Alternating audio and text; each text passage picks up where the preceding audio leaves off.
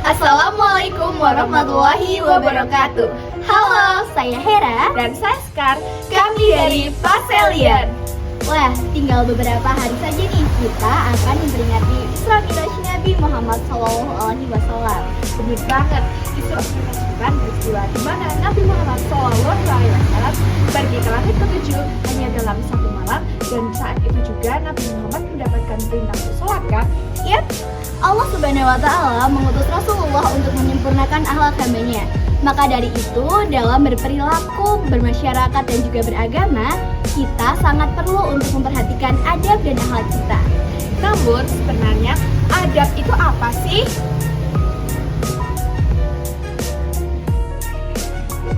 Adab merupakan perilaku yang sopan dan baik. Adab didefinisikan sebagai perilaku yang mulia serta memuliakan dan juga menghormati orang yang lebih tua dan juga menyayangi orang yang lebih muda.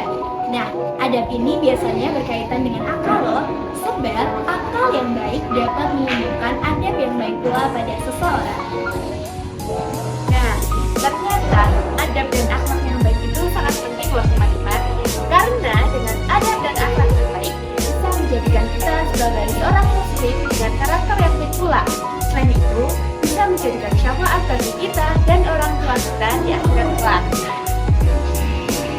Kalau begitu, yuk simak beberapa contoh adab yang baik dalam kehidupan sehari-hari.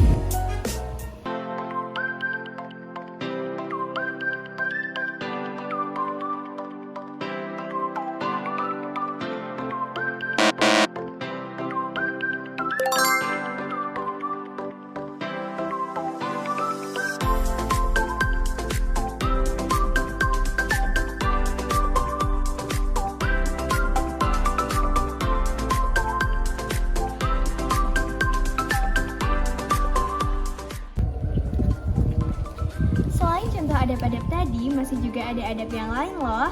Di antaranya adab kepada kedua orang tua. Sebagai manusia, umumnya kita lahir dan dibesarkan oleh kedua orang tua kita. Maka dari itu, penting bagi setiap anak untuk berbakti kepada orang tuanya dengan tidak menyakiti hati mereka. Selain itu, ada juga adab bermasyarakat. Sebagai makhluk sosial, manusia tidak dapat melakukan apapun sendiri. Maka dari itu, perlu untuk bersosialisasi dan juga menjaga hubungan baik dengan orang lain dengan cara saling menghargai dan menghormati dan tidak menjatuhkan satu sama lain.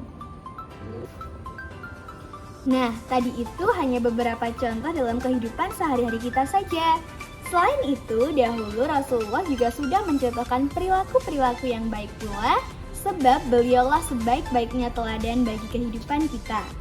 Salah satu contohnya ialah ketika bersama pengemis Yahudi buta. Selain mengemis, setiap harinya pekerjaan pengemis tersebut ialah memfitnah Rasulullah. Namun, apa yang dilakukan Rasulullah?